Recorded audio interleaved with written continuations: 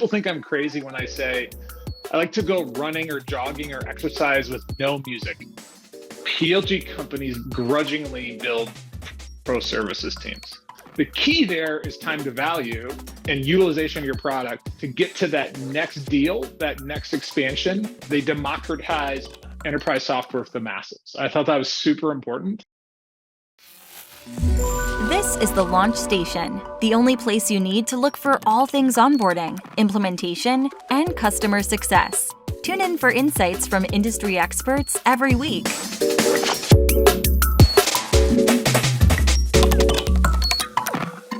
Hey everyone, today we're going to discuss an interesting topic, which is professional services in PLG companies, product-led growth companies. And we have with us today Brent Ludwig, who has built professional services teams at companies like Salesforce, Zendesk, Gong.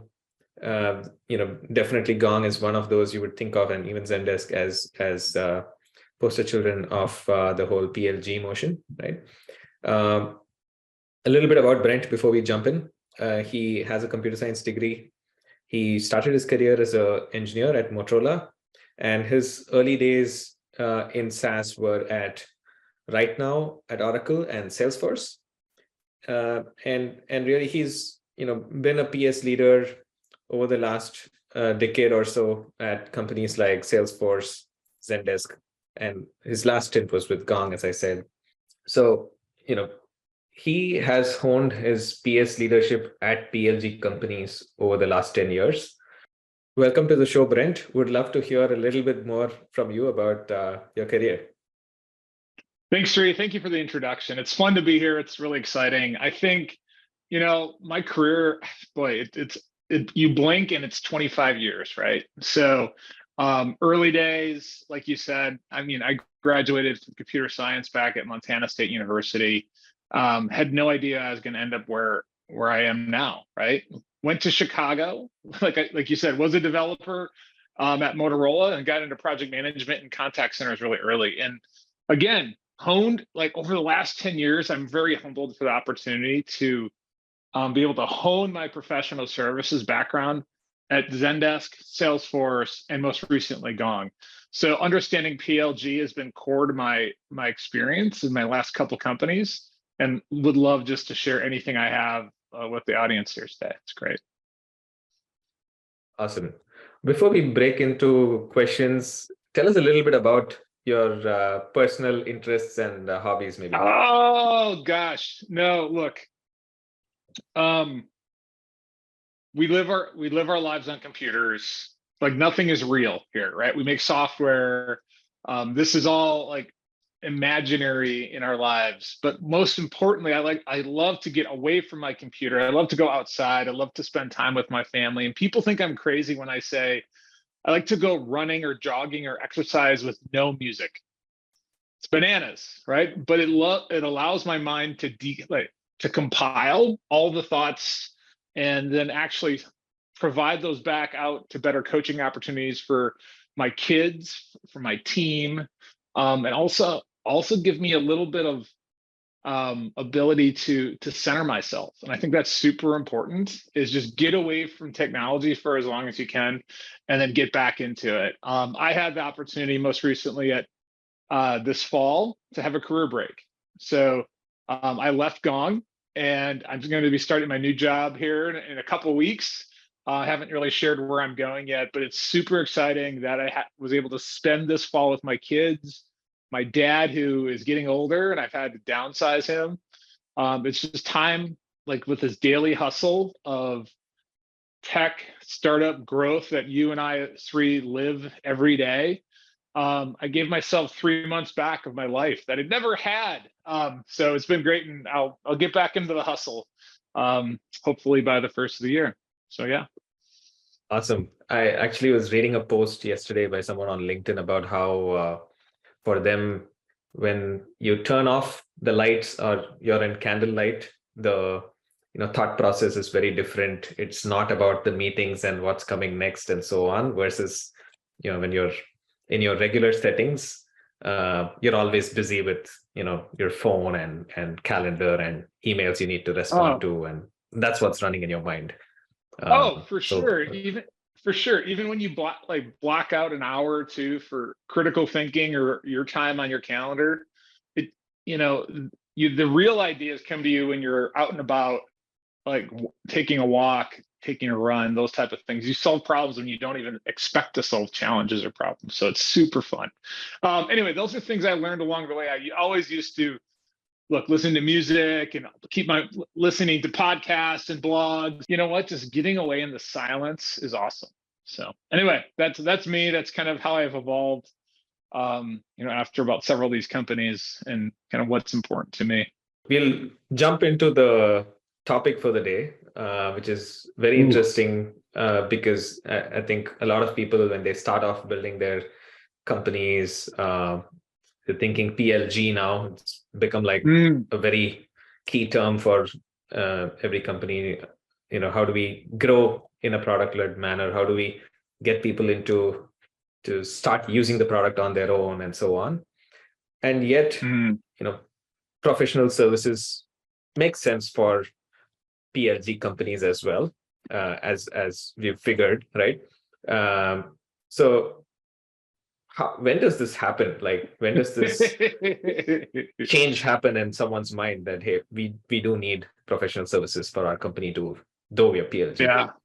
No, it's super, super interesting. Look, over the last couple of months, I've had the opportunity to talk to, I don't want to say dozens, but several leaders in PLG. I wanted to get back into PLG, and all of them are looking for professional services leaders. And what I always say, Sri, to answer your question is PLG companies grudgingly build pro services teams. It's not the focus, but you have to at some point. When you cross that chasm, and again, most 95% of PLG companies cross that chasm from self-service, try buy flow to direct sales. At some point, they're going to hire salespeople and they're going to say, we need to go to the enterprise. And when that happens, those enterprises invariably say, well, we need implementation, or they expect to have implementation. They do not expect to have a customer success manager, not only train them, onboard them, and be their customer success manager. So there's an expectation there over time for PLGs that go on a sales direct model to build out a professional services team. Now, most of the companies I talk to, they're head of onboarding. It's an onboarding motion. It's not necessarily pro services. And I don't know if there's some aversion to the word pro services, but you have to think about your customers and how they perceive it. And I think, look, most of these buyers of software, they've done this before. They use the word pro services. I want pro services. They don't say, I want an onboarding team, because that doesn't feel quite right. So I do think you have to embrace the word pro services as a company and not just call it your onboarding team. It demonstrates maturity. It demonstrates we've done this before, been there, done that. And it also demonstrates when you work with your sales team in these engagements, these pre-sales engagements, pro services can actually help accelerate your sales cycle.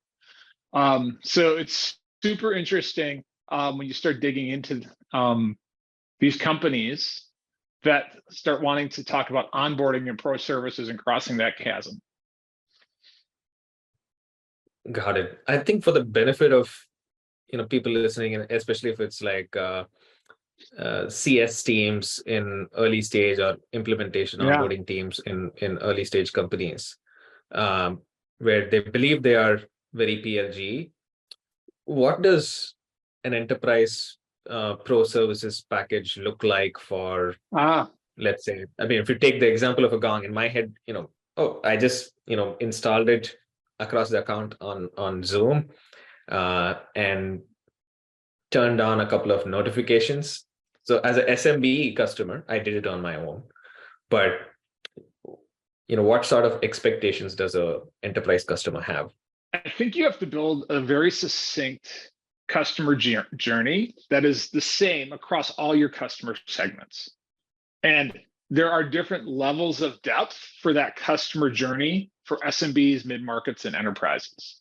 But I think what's really critically important, and we can't forget, is in that customer journey, every customer, if it's direct sold, and even PLG a little bit on the try-buy flow, should be offered an onboarding package. It should be, we have these packages, we have custom SOWs, and I call that value chain services. And it goes all the way from back in my Salesforce day, a 5K quick start, a 10K, I'll say, we help you with a project manager and we build it together, to 20K package that is, we'll do most of the heavy lifting, and then you can do custom SOWs. But I think SMBs all the way up to enterprises, you should talk and offer your options to them to know that they have the choice to either do it themselves or be led by the product company.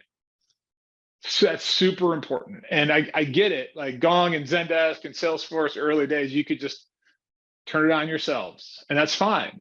But like, you always need to know that you have somewhere to go, or you've turned down that option to be guided. So I think that's super important for SMBs and mid-markets to understand, is that they have the choice.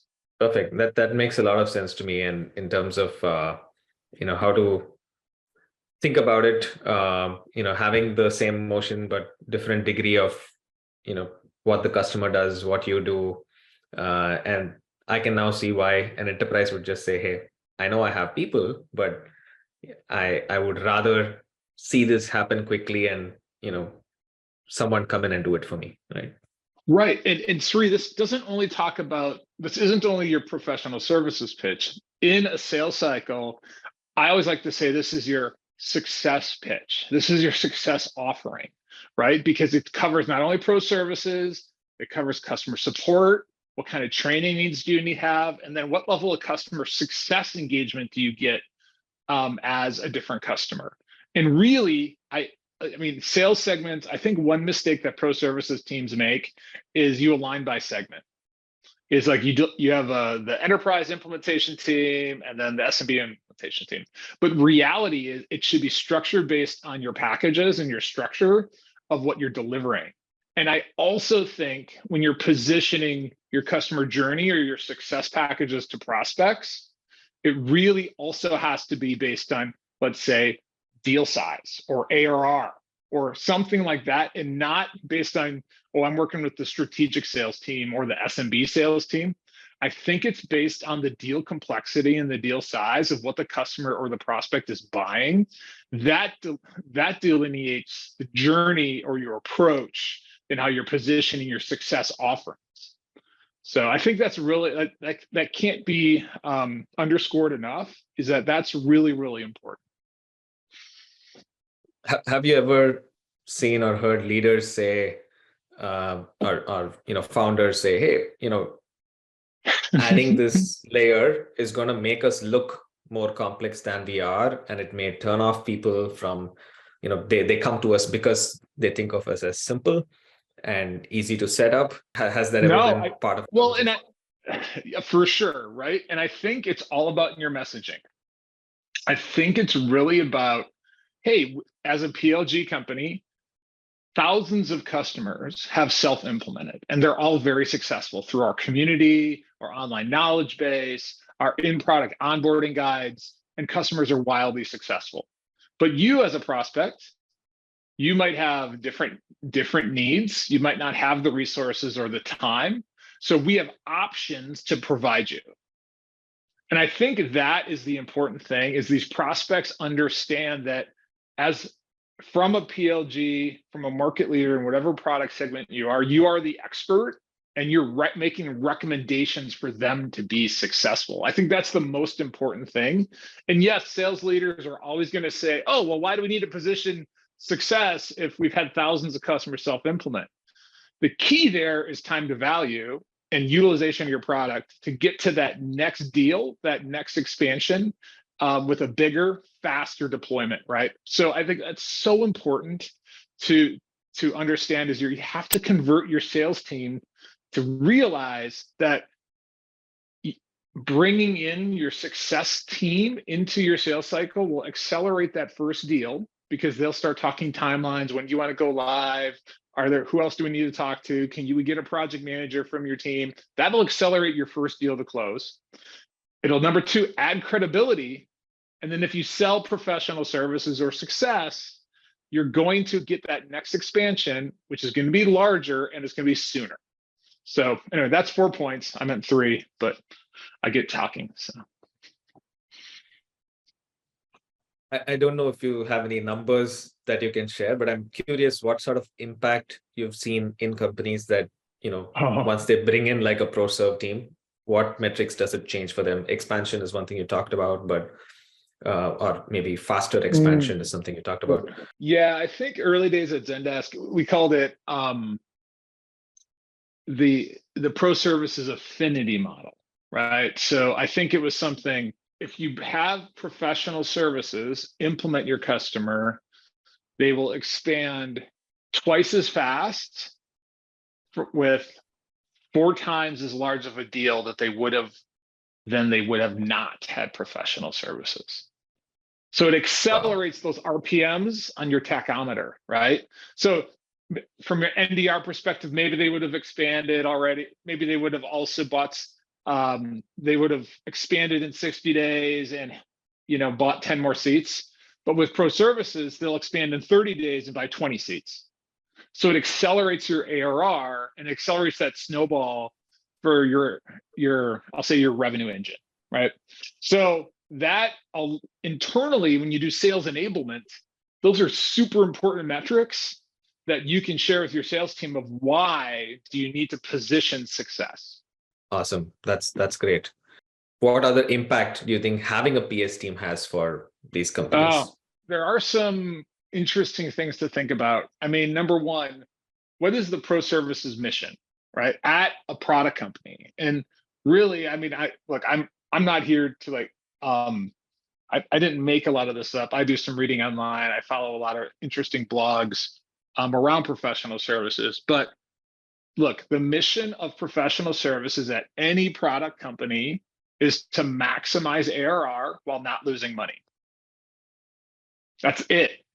It's not about driving more bookings and revenue and drive a margin. We're not a consultancy at a product company. Pro services is not Accenture, Deloitte, CGI, Tata, et cetera, right? So our goal is to support sales, support customer success, and enable partners. And partner seems a little weird, right? Like, hold on. Is there channel conflict there? No, but pro services is the glue to making sure sales, customer success, and partners are doing I'll say doing everything necessary to make sure these customers expand. And what do I mean by partners? I think that's really important to double click on is your partners, you need to subcontract to SIs as a professional services team so they can eventually go direct to implement. You do not want to have channel conflict and have your pro services team compete against partner for new business deals. You want to eventually have your partners go direct and your professional services team only focuses on the largest, most strategic implementations. Because no matter how you look at it, professional services from an operating margin perspective is a drag on your gross operating margins as a company. So you don't want to have 100 pro services people. You don't want to have 200 pro services people. You want to have 50. You want to be the ninjas or the Navy SEALs or the Green Berets, and they should only really focus on the biggest, baddest customers that your strat or enterprise sales team says we need to use professional services. All the volume for SMBs and mid-market, you want partners to go direct eventually and or subcontract them on your paper.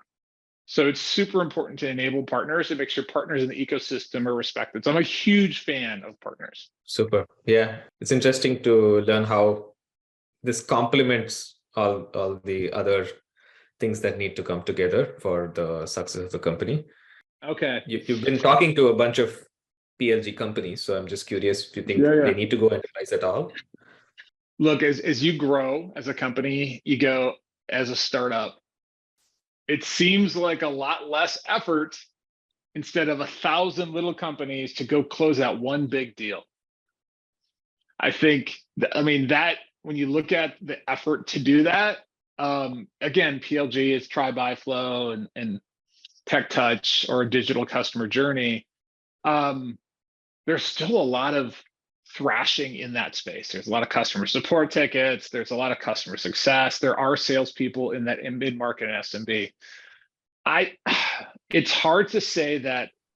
I mean, there's a couple companies that have never had to go enterprise, but then they had a very, very robust partner channel like Atlassian, right? So I think it's really important that companies understand what their true north is. And I'm getting into the world that I don't live, but I think you gotta really stick to your guns on what got you where you are, right? And I still remember early days at Zendesk. We were at an offsite. Mikkel was there, and we broke into groups of like 10 people, and it was like 8 salespeople, me, and pro services, and Mikkel. And the question was, do we need to sell bigger deals? And all the salespeople were like, yes, we have to sell fewer, bigger deals to hit quota. Otherwise, we won't go to club. We won't hit our accelerators. And Mikkel on the other side of the circle said, no, sell them small deals and let them expand and grow on their own, regardless of if it's an enterprise customer or SMB, right? And the whole sales team goes, we will never hit our target because they were all given a quota, right? So you see how there's sometimes a disconnect there of like the founder thinking, and rightfully so, 30,000 customers by like, what was it, 2007, that were pure PLG before they had their first salesperson. It's crazy to think about that, right? Every customer crosses that chasm of like, we need enterprises. We need to go sales direct. Yeah. Makes sense. And, when you come in to build that PS team and start working with more enterprises, I'm sure there is like some sort of pressure on the flexibility needed from the product itself to support the right integrations for the customer, for it to work with the rest of their, ecosystem, or to deliver the reporting that they need and so on. So what are some of those challenges you typically see when someone goes from, hey, PLG, this is the product, versus, hey, we're going to sell to enterprise and PS team exists to help those customers succeed, and PS team now needs extra APIs or something else, right? Yeah. What does that feel like? No, it's super interesting, right? Because you need large enterprises to help push your product in places that SMBs don't need it. I'll say sandboxing, like disaster recovery, like all kinds of really complicated things that enterprises need, where SMBs don't really need those features. But your product team needs to really balance that, right? So, and not just look at one feature request from one enterprise customer. Is that more important than the masses? And you always see companies start thinking about, okay, well, if I can get that one enterprise customer their feature, that solves that. But what about all the SMBs and mid-markets out there? One thing we did early days at Salesforce, and then I've also seen in a couple other really interesting companies, is they create a points board. So that points board is where you authenticate in to the company's portal, and you actually vote, you uprank or downrank features. And every customer gets one vote. Whoever logs in can vote 10 points up, 10 points down. And then the product company then makes it like really important for them to retire points every quarter, and they publish that and market it. So Salesforce would always say, hey, we retired 20,000 points of requests, 100,000 points of feature updates this quarter or this year. And they always marketed that, because then it's they democratize enterprise software for the masses. I thought that was super important. And I think that's really important is everybody gets one vote if you're the largest enterprise out there or you're SMB. So I think that's super important, especially if you're a PLG, to think about how do you democratize feature requests and not just lose sight of your North Star and go think about what that one strategic customer wants. Got it. Interesting. I mean, I would have imagined the enterprise customer would get a few more votes at least, or points.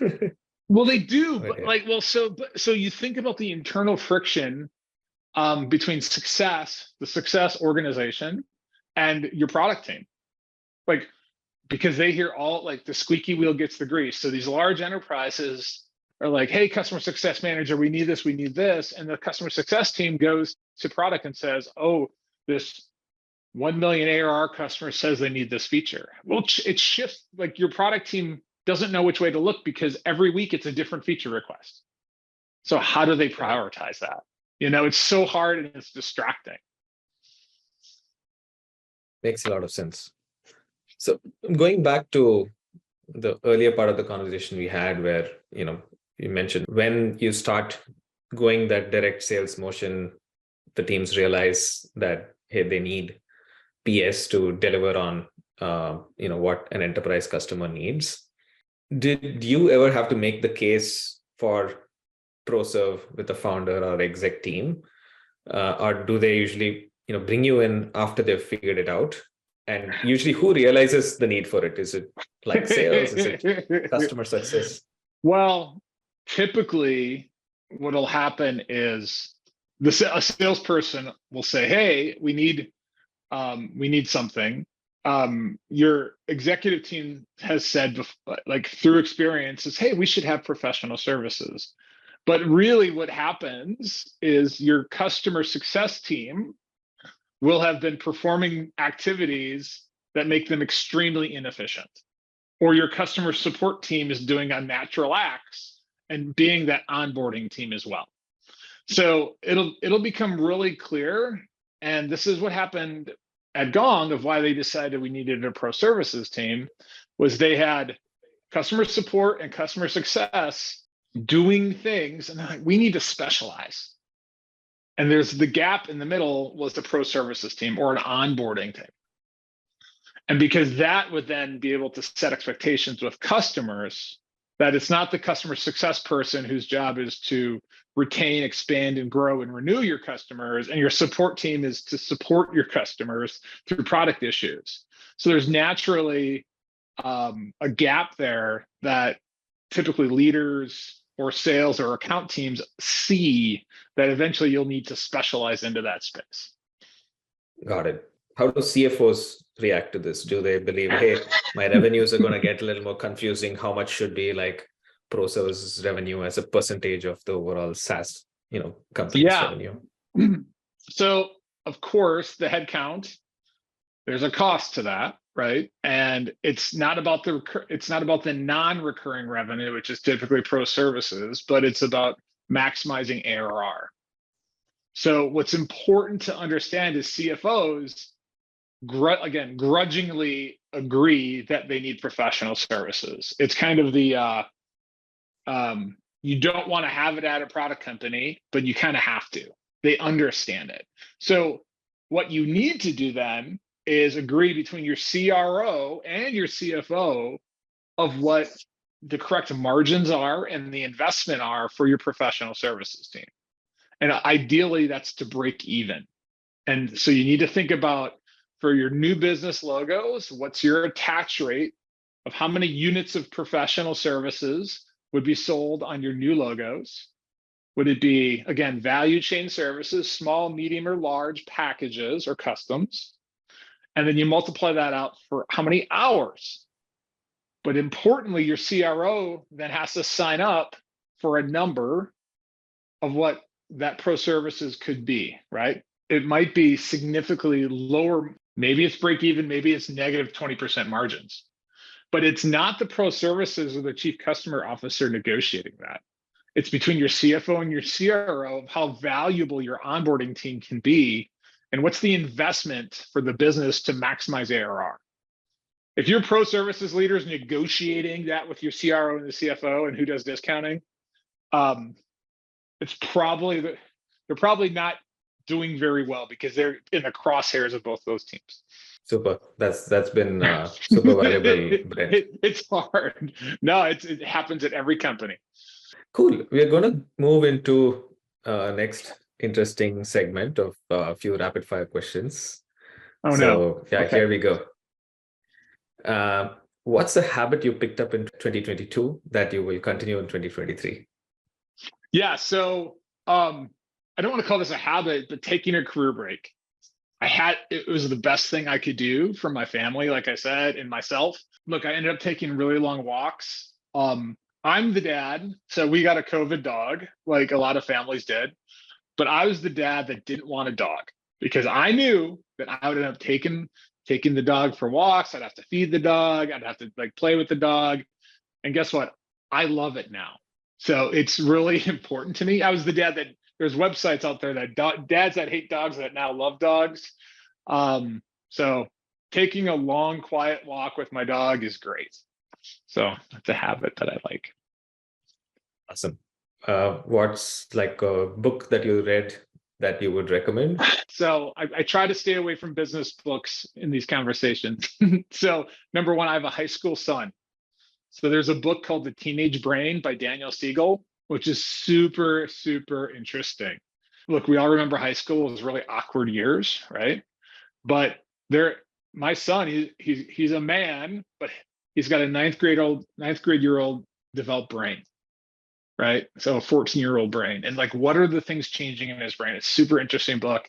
And then also Atomic Habits by, I think, James Clear was a really good book and I took away a couple things, but one that just jumped in my head right now was if you can improve 1% every day on something, and like in less than a year, you'll be 100% better at that, right? So you'll be double as good as you were previously. So it's super interesting.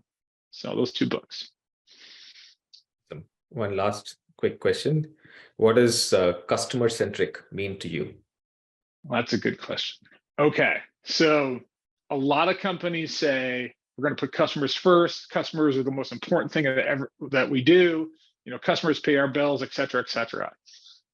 I agree with that, but a lot of it's lip service because unless it's a two-way accountability street for customer-centric and holding the customer accountable, they're going to walk all over you. So being customer-centric in my world is accountability and building trust with your customer. And sometimes that might be charging them for, I'll say, premium support or premium success, but it puts some consideration there in that relationship where we're not going to just keep on giving everything for free just because we're customer centric, right?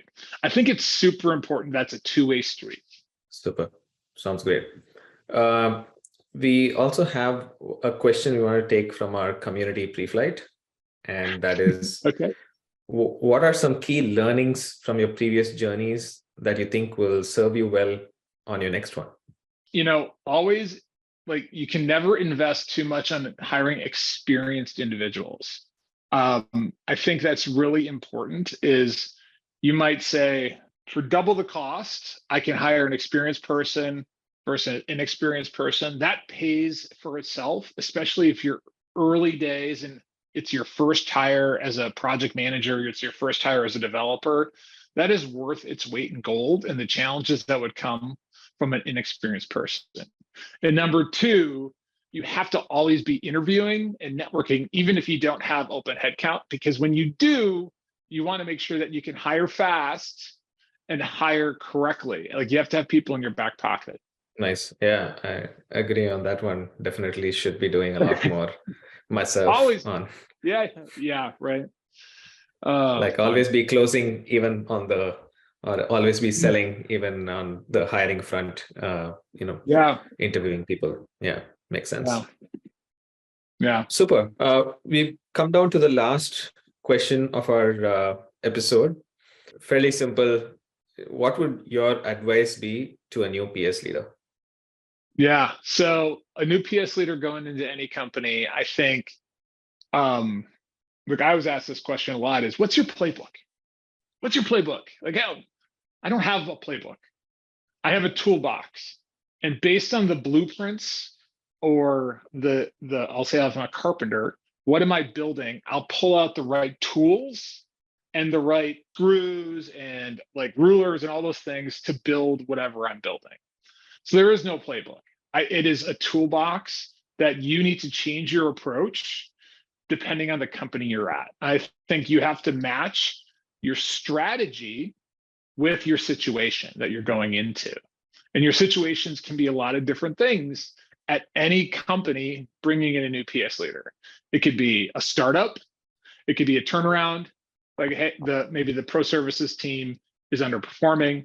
It could be, let's say, a realignment. Let's say that pro services team was through Series A to through Series C was great, and then they just kind of lost their way.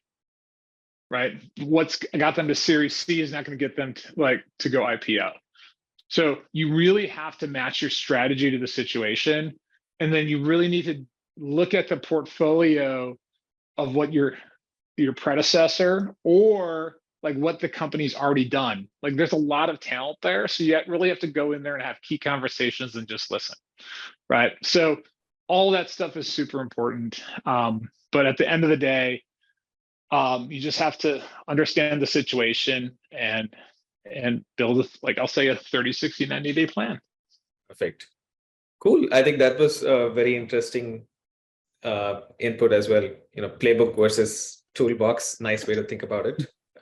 Yeah. Super. Yeah. Well, thanks, Sri. Thank you for all these wonderful questions today. It's good. It's fun. Awesome. Thank you so much for joining us and sharing a lot of interesting things. Good food for thought for all of us.